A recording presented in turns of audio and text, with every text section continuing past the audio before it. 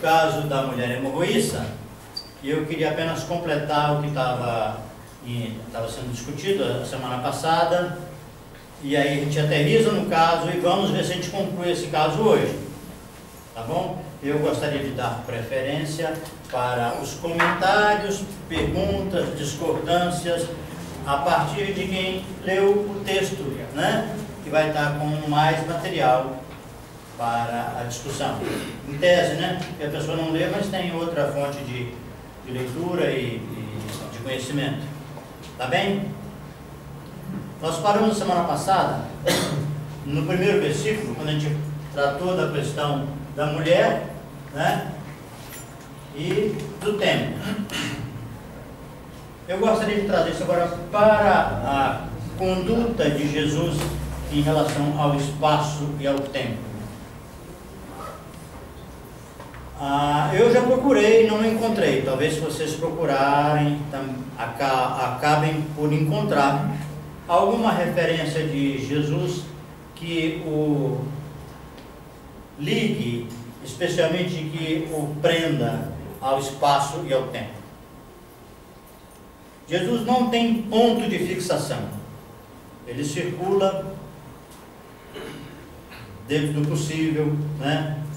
Mas ele não tem um local onde ele se concentre para fazer a sua atividade. Tá certo? Ele não tem ponto no espaço. Essa, na minha opinião, foi esse foi um dos principais retrocessos que os apóstolos fizeram com o Evangelho, fizeram com a proposta do Cristo. Porque depois que ele foi crucificado, depois das manifestações, os apóstolos então decidiram, né? Pedro saiu daquela fuga de achar que ia voltar a pescar, recebeu aquela intervenção terapêutica de Jesus. Pedro, tu me amas, e nós já conversamos sobre isso, né? A partir daí, Pedro exerce a sua liderança habitual e volta para a atividade evangélica, a atividade cristã. Mais um tempo e eles resolvem fundar a Casa do Caminho. É muito interessante, permitiu que eles desenvolvessem um trabalho muito valioso, muito significativo para toda a história do cristianismo, mas nós temos que convir que é um retrocesso quanto a esse aprisionamento no espaço. Tá certo? Jesus não tinha, ele se ensinava num lugar, ia ao templo, ia à sinagoga, ia na casa de alguém, não é? Alguém aqui já falou da passagem de Zaqueu. Ô Zaqueu, desce da figueira, que hoje eu vou jantar na sua casa. Não é? Como? A Lili que fala. Isso, a Lili está lá. Então, eu assisti pelo vídeo, eu não estava aqui em Belo Horizonte na data. Mas vejam bem, nós não temos um alcance espiritual diferente, né? Nós podemos começar a sonhar que um dia vamos ficar livres no espaço, né? Podemos ter atividade aqui, no luz da montanha, no luz não sei da onde, né? na luz incandescente, etc. Mas, por enquanto, nós estamos fixados e não temos, digamos assim, também competência, destreza, brilho para fazer um trabalho aqui e outro ali, sair na rua, ver alguém precisando e abordar e fazer um atendimento, um cuidado. Não temos envergadura para isso, né? Tá certo? Então é da nossa necessidade. Só temos que reconhecer que é uma limitação. Pelo menos eu penso assim. Na questão do tempo, pode falar, Lázaro. Porque ide buscar as ovelhas perdidas de Israel. veio para ser servido, e sim para servir. Então isso aí não diz o tempo que ele foi buscar, ia buscar os doentes. Ele disse ali, os bons não necessitam de médico, de sim os doentes. Parece que ele ia em cada lugar, no barco, aqui, ali. Não tinha ponto. Não tinha. E ele falava isso, eu não vim para ser servido, eu vim para servir. Não tinha. Acho que a gente não encontra nenhuma referência no Evangelho dizendo que Jesus tinha esse ponto de fixação. Admite, pelo menos em 2 momentos, que ele fala que ele era judeu, né? Na cura da mulher cananeia, né? Não é lícito tomar o pão dos filhos e dar aos cachorrinhos, né? Eu vim para as ovelhas de Israel. E depois, quando ele fala, aliás, antes ele já tinha falado, quando ele se apresentou na sinagoga, que quando ele diz que aquela profecia a respeito da vinda do Messias estava se realizando nele. E aí a coisa se complica, eles pegam pedra, né? Porque era inadmissível, que não é esse o filho de José? Bom, então em relação ao espaço, isso. Em relação ao tempo, também não há referência de que ele, por exemplo, segunda de manhã estivesse habitualmente na sinagoga tal. Segunda à tarde, ele ensinava no monte. Terça de manhã, no barco, né? Na praia do mar ou do lago de Tiberíades, e assim sucessivamente. Você não encontra nenhuma afirmativa referente a essa questão da localização e o tempo. Aí eu aproveito para falar que Jesus também não tinha nós podemos dizer, já entrando no campo dos ensinamentos, que ele não tinha uma proposta de ensinar técnicas. Se ele fosse um pouco mais esperto, por exemplo, ele daria um curso de como andar sobre as águas. Não é? Selecionava um grupo, não é? Segunda de manhã era esse curso. Quarta à noite, ele daria um curso muito interessante, e atraiu muita gente. Como fazer parar a tempestade. Certo? Ou poderia ensinar também como é que a gente fazia para materializar espírito. Materializar como ele fez Moisés e Elias. Ele não ensina técnica nenhuma. Não recomenda que a gente faça. Ele recomenda que a gente trabalhe na comunidade, que a gente ame as pessoas. Só isso. É o essencial. A maneira como a gente vai fazendo isso, aprendendo a fazer, aprendendo a amar e aprendendo a servir, mas isso é que é o essencial. Isso ele ensina muito. Isso ele treina as pessoas.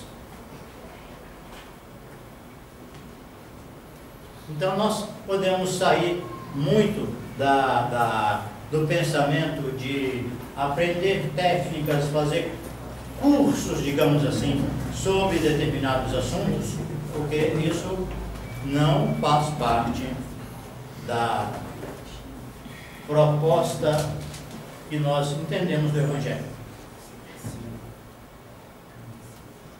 Tá certo? A essência, gente, é amar e servir. É isso que, digamos assim, em resumo, né? Resumindo a ópera, o resto são necessidades eventuais que aparecem, mas ele não ensina, ele não recomenda que a gente faça nada disso. Gilberto, tem um detalhe interessante, talvez seja pertinente. Um detalhe interessante, que talvez seja pertinente e que ele recomenda que se ame, mas ele recomenda que se ame como a si mesmo. necessidade de se amar primeiro talvez seja um precedente no processo. Podemos dizer, André, prova aqui em tese, que é simultâneo, né? Mas lá naquele mandamento que ele fala mais completo, que o primeiro mandamento é amar a Deus com todo o seu entendimento, né, todo o coração, e tal, ele chega a dizer, e de todas as forças. Né? Eu acho que a questão é entender o limite das forças. Né? Agora, concordo com você que quem não se ama, às vezes ama o outro até mais do que a si mesmo, mas isso é uma descompensação, né? É um desequilíbrio, porque o que você vai oferecer, como é que você vai ficar num relacionamento, e não é relação a dois apenas não, relação de pais e filhos, por exemplo, muitas vezes tem filhos explorando pais abusivamente, porque os pais não dão conta de colocar um limite e de ajudar os filhos a realmente se tornar independentes e sair para a vida. É possível essa relação com Deus, com amor a Deus? Essa distorção? Eu acho que uma vez que é possível aqui no mundo, é possível com Ele também, né? Sabe? Mas nós podemos questionar a qualidade desse amor se ele não tem essa contraparte, né? Sabe? Porque você não amar a si mesmo é não amar uma criatura de Deus, uma criatura que você está próxima, né? Você está com ela constantemente. Se você não a ama, como é que fica? Não é? Esse seu amor, ele tem uma lacuna essencial, né? Mas eu acho que é possível e que Deus aceitaria como uma fase no crescimento, na evolução da própria pessoa. Tá certo?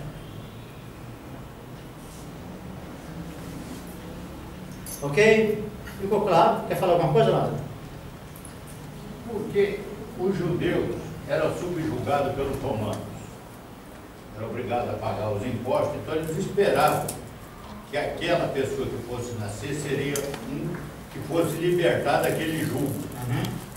Aí vem um homem e diz assim, essa moeda de quem é de César, dai a César o que é de César. Pô, pera aí, ele veio falar isso aqui, nós estamos esperando que ele vai nos tirar do jugo dos romanos, e ele nos fala, amai os vossos inimigos, fazei por eles. Aí ele complicou a história, porque os judeus pensavam que ele fosse libertar, e ele trouxe a lei de amor, que não era a lei de Moisés, de dente por dente, olho por olho. Ele veio com a lei de amor, amai aos vossos inimigos, dai a César o que é de César, é de Deus. Então eles não conseguiram entender, e é o que nós hoje buscamos ainda entender isso aí. Buscamos com dificuldades, né? Com certeza. Porque a gente acaba valorizando algum detalhe, algum aspecto, né? Achando que tal doutrina é a que esclarece o Evangelho, e de repente, quando você estuda mais essa doutrina, você vê que ela tem diferenças importantes, né? Que ela acabou trazendo mais prestígio para si mesma, quando ela falou que era o Consolador, né? E o Consolador, na verdade, é um estado de espírito, como qualquer outra coisa. Com certeza. Né? O que é o Consolador, na verdade? Acho que nós já tratamos desse assunto aqui, né? O Consolador é quando você está numa situação crítica de vida, quando você está apanhando feio mesmo, né? Você pode até estar de joelhos e você fala assim para Deus: tá bom, Senhor, podia ser pior. Aí você está consolado, porque podia ser pior. É o grande consolo que a gente encontra nessas horas de tormento e de aflição, né? Se você tem clareza disso, se isso te serve, você está consolado, né? Bom, então vamos abordar esse caso aqui de uma forma alopática, ou seja, nós vamos tratar do caso como um todo, E eu vou dar preferência então para primeiro vocês se colocarem para fazer algum comentário, fazer alguma crítica, alguma pergunta.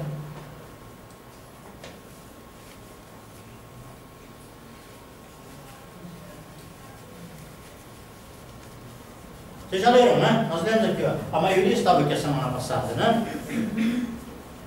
A mulher tinha um fluxo de sangue há 12 anos, e veio ouvindo falar de Jesus, veio por trás, pensando, se eu só tocar no vestido dele eu vou me curar. E fez isso, a hora que ela tocou, Jesus vira e falou, mas quem é que me tocou? Né? E aí, ela, temendo e tremendo, se aproximou, prostrou-se diante dele e disse toda a verdade. Ele disse, vai em paz, a sua fé te salvou, vai em paz e ser curada deste teu mal. Está tudo certo? Muito bom? Isso é exemplar? Serve para nós? Como dizem os guias da casa, é bom para nós? É? Mas quando você fala, você começa falando ali, a medicina, ela quando está perdendo, me parece, deixa eu ver se eu entendi, ela está perdendo energias. Ela precisava de adquirir novas energias, que aqueles médicos que a trataram durante todo aquele tempo não conseguiu repassar para ela as energias que ela perdia. Ela vivia perdendo essas energias. E quando ela tocou na veste de Jesus, uma energia diferente apoderou-se dela. Foi quando ela parou. Então, porque a perda do sangue é a energia que a pessoa está perdendo. Está escrito lá, tá? É mais ou menos isso aí. Mas o que tem de atitude? Atitude, de conduta, de comportamento que corresponde a essa perda de sangue?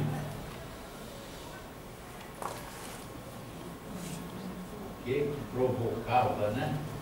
O que corresponde? Porque nós admitimos que um comportamento, um pensamento, um sentimento, uma emoção, quando ele é muito intenso ou quando ele é continuado, ele vai se manifestar na energia, no perispírito, no corpo celeste, ou qualquer outro nome que tenha esse corpo espiritual, e vai se manifestar também no físico. Mas eles têm uma coisa que hoje nós admitimos muito, que é a semelhança. Porque, só um minutinho, porque é muito comum que as pessoas falem assim, eu sou muito nervoso, daí me dá gastrite. Eu sou muito ansioso e por isso eu tenho asma.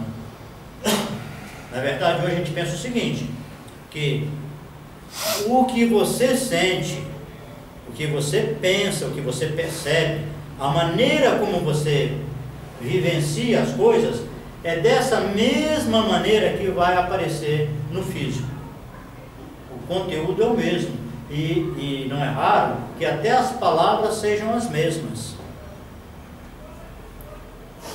O que faz uma pessoa? Então, o sangue é realmente uma coisa útil, é uma coisa necessária e indispensável para a nossa vida orgânica. Quando uma pessoa está perdendo sangue, significa que ela está perdendo o quê no emocional?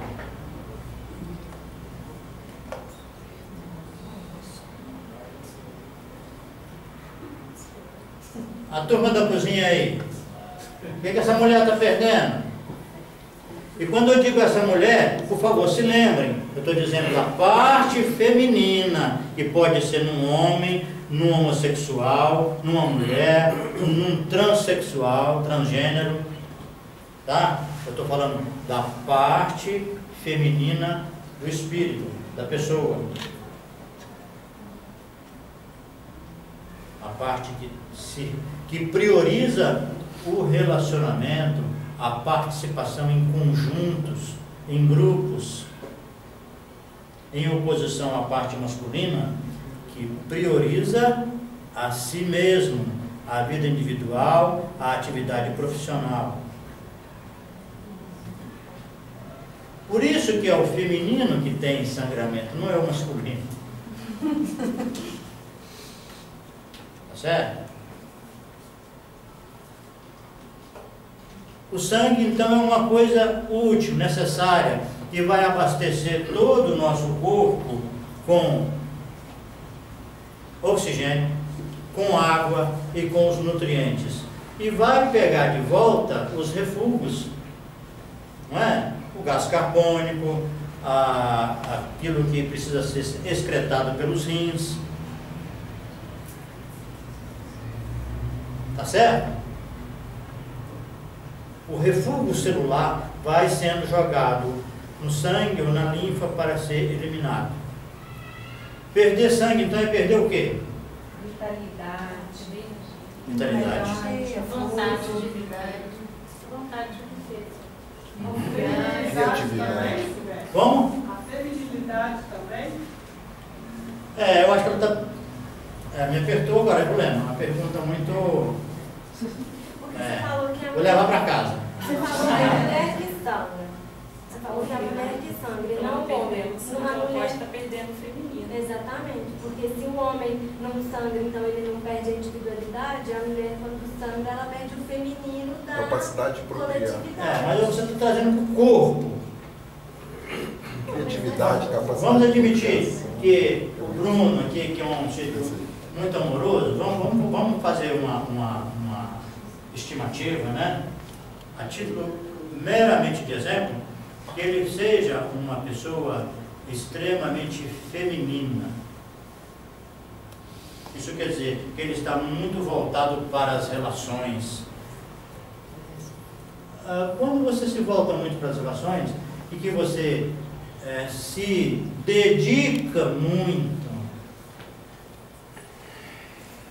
você cuida muito, ele poderia perder sangue ou um equivalente do sangue. Qual que é o equivalente mais comum, que a gente pode dizer que tem no organismo, em circulação? A glicose. Tá certo? Aumenta a glicose e joga ela fora pela urina. Isso tem um nome, né? Diabetes. Entendeu? Não só por conta de relações também. Uma pessoa pode se desgastar muito, gastar muita energia para a sua realização profissional também. Tá certo? Mas é uma forma de consumo. O que interessa é que o sangue é uma coisa boa, gente. Não está perdendo nada ruim. Ele está perdendo porque se empenha muito. Então eu posso dizer que ela está perdendo a individualidade dela, porque ela se empenha tanto nas relações que ela se perde de si mesma. Cabe, eu acho que você vai entrar um pouco no campo da Lena ali, né? Essa perda no sentido mais profundo. Eu preciso estudar um pouco para ver se eu chego nesse nível. Eu estou mais voltado nesse momento para as pessoas que estão perdendo aqui sangue, porque elas se dedicaram demais. Dedicação, cuidado, preocupação, atenção, interesse. Então entra naquela questão que o André falou, que amou mais o outro do que a si mesmo. Provavelmente. Podemos admitir que a mulher, sim, a pessoa aqui do sexo feminino, ela tenha com mais frequência a índole espiritual do feminino. Tá certo? É mais frequente. Por isso que a gente acha, né, a maioria das pessoas acha que por ser mulher deveria ser mais afetuosa, mais compreensiva, mais amorosa, né? Nem sempre é assim, não é? Tem muita mulher que não só não suporta trabalhar as dificuldades de relacionamento, como acaba optando por ficar mais só. Gilberto, não tem relação também da maternidade? Esse jargão seja mais ligado à questão da maternidade do que da própria feminilidade.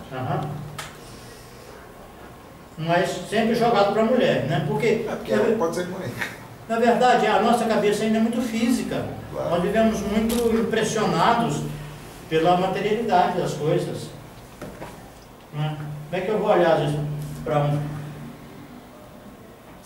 deixa eu fazer um pequeno comentário.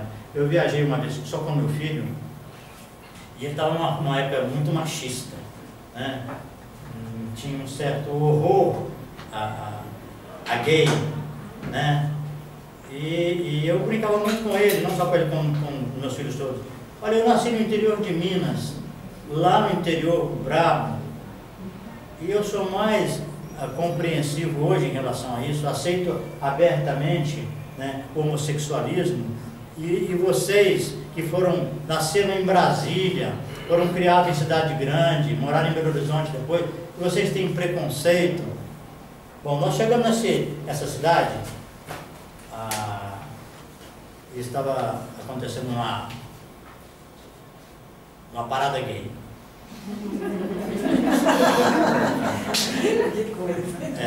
Chegamos e fomos passear. Primeiro dia na cidade era Berlim, e estava aquela festa, mas era uma parada gay com uma porção de gente fantasiada, cada fantasia belíssima, sabe? E aqueles carros, aqueles caminhões cheios de alemão, mas cada alemão baita de grande, forte, sabe, que fazia assim, eu ficava com medo. E eu falava assim, ó, meu filho, isso aí tudo é para te receber.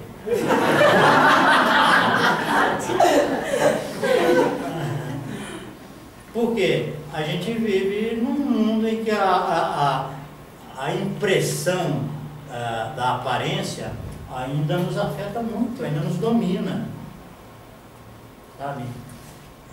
Então, apesar de não ser exatamente assim, mas essa aparência tem alguma razão, ela tem algum sentido. E é a mulher que geralmente vai ter perda de sangue. Né? Um homem pode ter perda de sangue? Pode ter uma úlcera gástrica que sangra, pode ter uma hemorragia, né, pelas vias urinárias, pode ter sangramento nasal repetido, né? Mas o mais comum é que seja a mulher, né? E o tipo mais comum que sangra é aquela mulher que dá o sangue. É aquela mulher descasada que aquele marido tão maravilhoso não aparece, paga uma pensão que é uma merreca, e essa mulher dá os 3 turnos numa luta medonha e ainda sofre com todas as frustrações porque não consegue oferecer para os filhos tudo aquilo que ela gostaria e que acha que eles merecem. Essa mulher sangra com frequência. Tá certo? Eu acho que ela pode ser o estereótipo dessa nossa reflexão, com as ressalvas que eu fiz antes, que não é só a mulher que sangra, né? E o masculino também, não só por ser o homem, mas por ser o predomínio masculino na personalidade, também pode sangrar ou ter perda de glicose, que a gente pode considerar como sendo o equivalente. Tá certo? Ficou claro? Então, ela sangra porque ela está perdendo coisas boas. Ela está perdendo a dedicação, o interesse, o envolvimento, uma adesão imensa àquelas pessoas com as quais ela está empenhada e se sente responsável por eles. Tá? Bom, tirando isso, nós vamos ver que os tratamentos não vão adiantar muito, né? Tá? Ela vai gastar o dinheiro todo que ela tem e vai piorar. Porque os tratamentos funcionam se houver uma chance razoável no psiquismo, né? E naquele corpo de receber e de processar aquele benefício que recebeu. Se você tem uma pessoa que está nesse processo e não melhora, então vamos dizer assim, vamos dizer que ela tenha sangramento uterino, né, prolongado, sabe? Ou tipo, menstrua durante 15 dias e perde sangue, fica anêmica e tal. Aí, não, vamos tirar o útero para acabar com isso. Se ela tiver ainda no mesmo processo psíquico, é provável que isso vai para outro lugar, se não for para o emocional. No mínimo, um período no emocional ela costuma passar, que é uma depressão. Tá? Se ela dá conta de sair, né, ela talvez consiga, talvez não, ela provavelmente vai conseguir somatizar numa outra parte do corpo. E aí ouve falar de Jesus, né? Ouvindo falar de Jesus, veio por detrás, entre a multidão e tocou no seu vestido. Prestem bem atenção. Ouvindo falar de Jesus. Que outra coisa poderia ser ao invés de ouvindo falar de Jesus?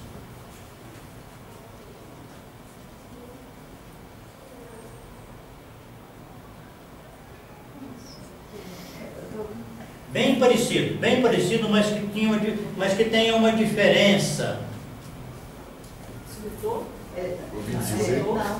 Hein? Viu? Não. Porque escutar é diferente de ouvir. Não, tanto faz. Aí, não. tanto faz. Viu, não? Viu? É. Viu Jesus? É. Porque estava na direção dele, né? É. Intuiu. Intuiu.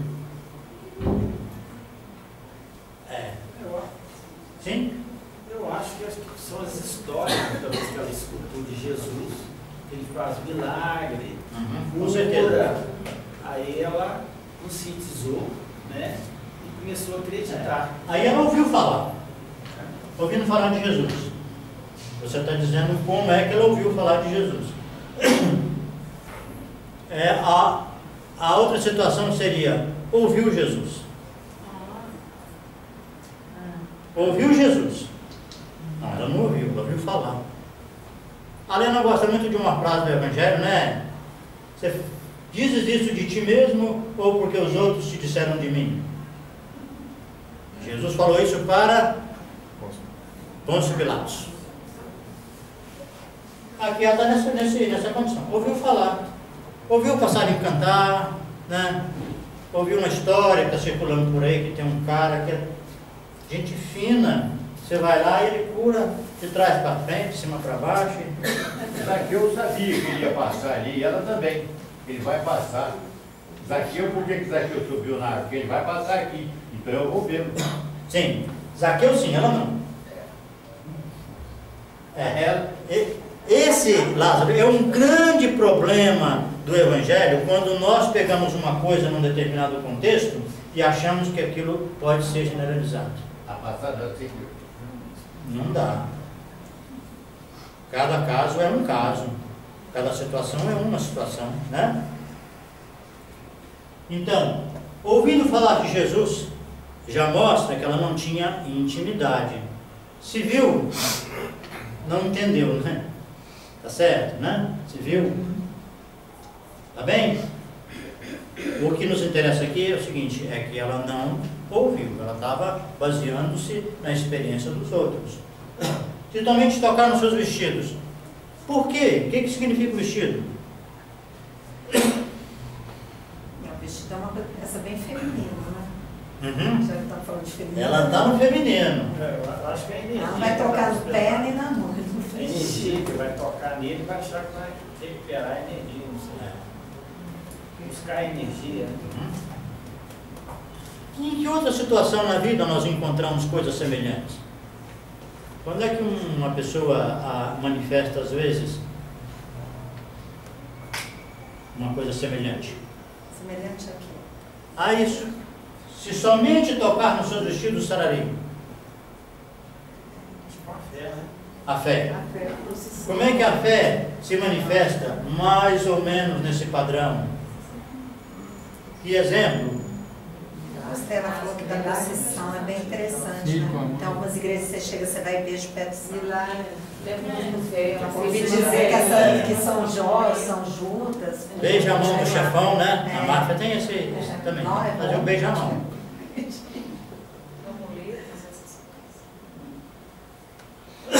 Se tão somente tocar nos seus vestidos, se eu tão somente chegar naquela estátua milagrosa, se eu for lá em Aparecida, tal dia, não é?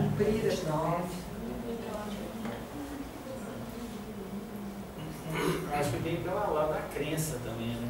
É a fé, é uma fé mesmo forte, é uma fé respeitável, é uma fé possante.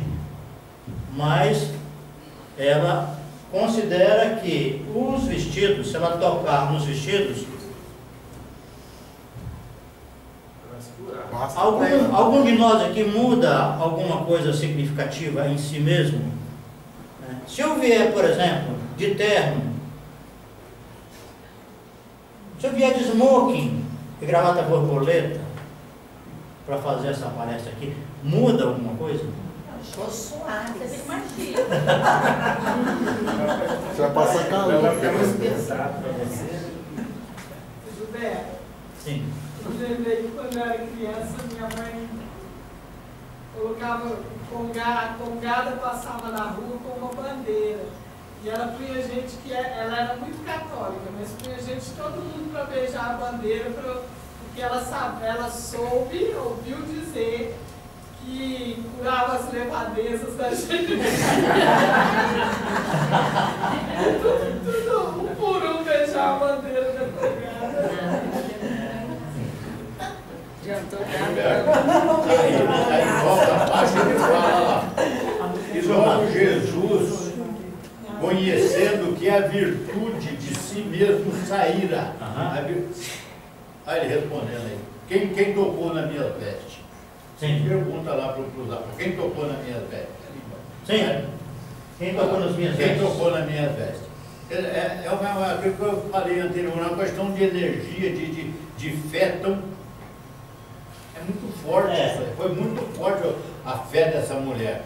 E ele depois, no final, ele fala lá embaixo para ela. Pois é, mas agora eu vou aproveitar a sua colocação para fazer uma pergunta, a avaliação do semestre aqui com vocês. Opa! Como assim? O que é a virtude? Mas essa foi da primeira aula,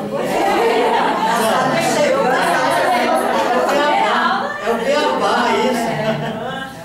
Foi no dia da caligrafia, quando eu estava fazendo... Virtudes são qualidades do espírito. O que é a virtude? Qualidade, o talento. Né? Então, quando Jesus pergunta, né, conhecendo que virtude de si mesmo saíra, ele está dizendo de uma energia, mas essa energia saiu de uma forma que para ele representou uma perda de virtude. Quem é que me desvirtuou?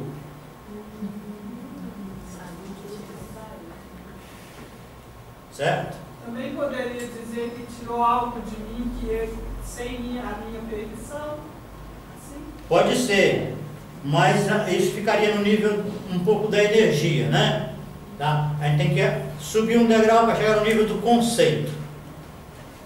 Quem acha que a roupa é importante em qualquer circunstância, qualquer que seja ela, né, está dando um valor superficial. Né? Vocês conhecem aquela passagem na vida do Gandhi, que ele chegou lá para uma cerimônia lá com a rainha da Inglaterra e outras pessoas em Londres, e não deixaram o Gandhi entrar porque ele não estava vestido de smoking?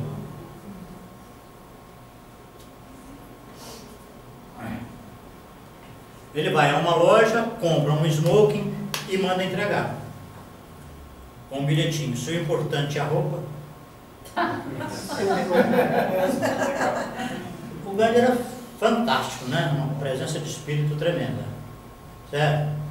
Então, nós devemos ter muito cuidado com a distinção que a gente faz das pessoas por causa da vestimenta. É claro que se você vai a uma cerimônia, se você for muito mal vestido, você vai estar no mesmo nível de achar. Você quer chocar as pessoas indo mal vestido, não é? Mas quando você supervaloriza isso, que você quer distinguir as pessoas que fazem um determinado papel, porque elas se identificam pela roupa, é muito pouco. Entendeu? As profissões fazem isso, os hospitais fazem isso.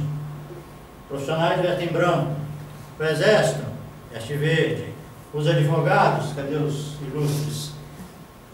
Uai, pode não ver hoje? Tem algum outro advogado aqui? Advogado veste terno, um baita de um calor, um tremendo calor insuportável. Eles estão. Jornalista também gosta de um terno, né? Os que trabalham em... Os canetinhos. Repórter fotógrafo, de terno carregando equipamento, só no Ministério, no Manaus. Nos grandes jornais, né? São obrigados também. Ô Gilberto, aquela palavra que ele diz lá, ele olha, o rei olha e fala assim, por que você está diferente, você não está vestido com o traje nupcial? Sim. Quer dizer, aquilo não é uma veste, é uma veste de humildade, ou de alguma coisa, ele não estava preparado para aquilo. Mas é por isso que aí Jesus disse, quem tocou? Aí os apóstolos falaram, como é que nessa multidão nós vamos saber quem? Nessa multidão nós vamos saber quem, todo mundo te aperta? Lá. Tinha um amigo que ele dizia que nessa hora aqui, os apóstolos pensaram assim, olha, ele ficou maluco. Surtou. Porque está todo mundo espremendo ele, a multidão apertando, né? Empurra daqui, empurra dali. E de repente o cara, opa, quem é que me tocou?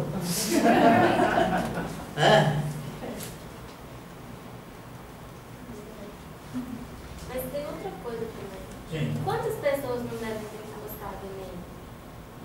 Por alguma razão, aquele... Sim. Ela tirou virtude. Ela Qual a tirou virtude que virtude, foi? A da cura?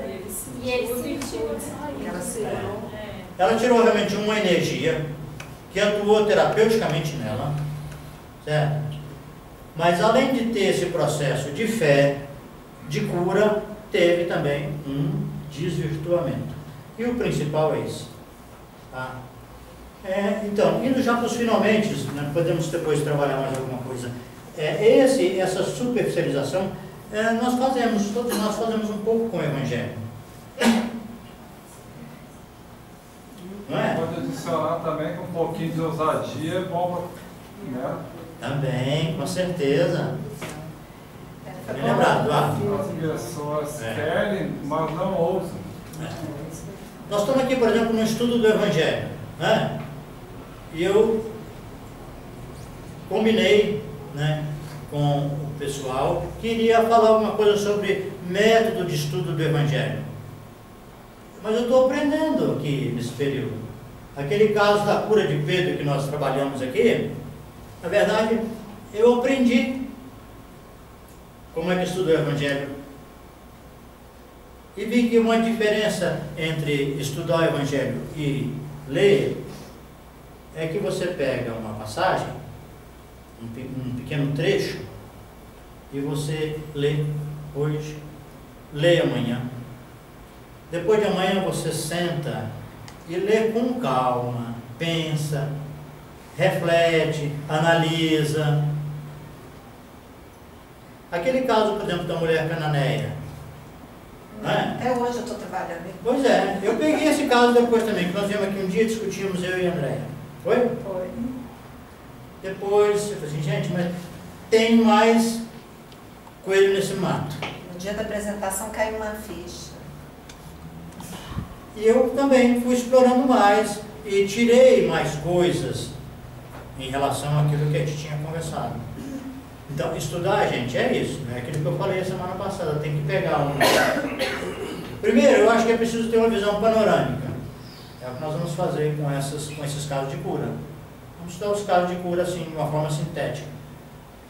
Mas quem pegar esse estudo depois, pegar o primeiro capítulo do livro Evangeloterapia, que tem isso que eu estou falando, e analisar com calma, vai tirar mais alguma coisa. Entendeu? Então, estudar, a diferença principal é essa. É você se concentrar por mais tempo naquele texto. De preferência que não seja grande. Mas a leitura panorâmica também é necessária. Tipo assim, você deve ler... Ah, isso aqui eu não entendi. Ah, tá bom, então já sei que existe isso. Está aqui na memória, mas eu vou para frente. Vou passando, vou lendo. Não tenho o compromisso de entender. Tenho o compromisso de saber que existe ali aquele registro. Tá bem?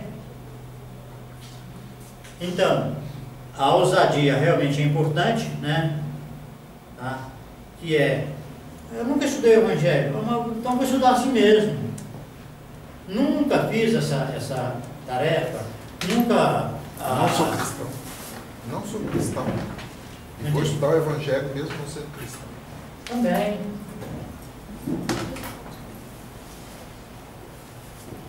Por que o Evangelho nos atrai tanto?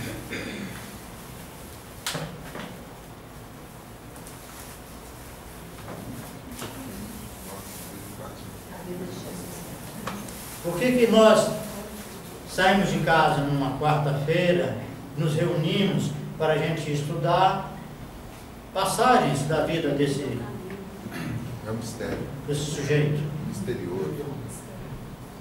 No meu caso, eu posso falar de mim mesmo, antes, né, quer dizer, eu escutava muito o Evangelho na igreja católica, mas não entendia nada. Então, quer dizer, hoje, né, com esse estudo que a gente faz, né, esses debates, a gente vai conhecendo, aí eu vou me aprofundando mais, vou gostando. Porque realmente essas parábolas, né, que são colocadas, se a gente não tiver um estudo mesmo aprofundado para ter o conhecimento do negócio, saber por quê, né? Como foi que eu podia imaginar, né, dessa... O problema, Bruno, é a gente achar que um autor que a gente leu, um livro que a gente leu, ele esgotou o assunto. Sabe? Isso aconteceu muito, por exemplo, no meio espírita, com o Evangelho segundo o Espiritismo. Que muita gente acha que não precisa mais nada. Ali tem o alfa e o ômega. Se isso fosse verdade, o Chico Xavier não tinha escrito aproximadamente 10 livros de comentários dos versículos. Entendeu? Mas eu acho que a figura do Cristo ainda é um apelo, né, para a gente, para conhecer mais de perto essa sabedoria. O que levou um sujeito tão bondoso e com tantos potenciais a uma morte infame, e por que os discípulos depois continuaram, apesar de toda a perseguição, né? Eu tenho escutado com frequência as pessoas falando assim, mas isso aí que Jesus falou, o Sócrates falou, o Apolônio de Tiana falou, não sei mais quem falou, né? Hermes. E eu entendo assim, mas que bom que o Sócrates falou então, é a mesma coisa que Jesus Cristo. Que bom para o Apolônio, se ele concordou em alguma coisa com Jesus Cristo. Por quê? Porque eu vivo num sistema de fé em que eu acredito que as palavras de Jesus Cristo realmente têm espírito e vida. Ele não fala de si mesmo, ele fala que a minha doutrina não é minha, mas do Pai que me enviou. Então ele está dizendo que o que ele fala é um demonstrativo de como funciona a lei divina. Olha, é preciso muita segurança espiritual para falar isso. Não é? Quando nós falamos hoje que a doença física ela tem o mesmo conteúdo da doença psicológica, ou seja, que os traços de personalidade eles se manifestam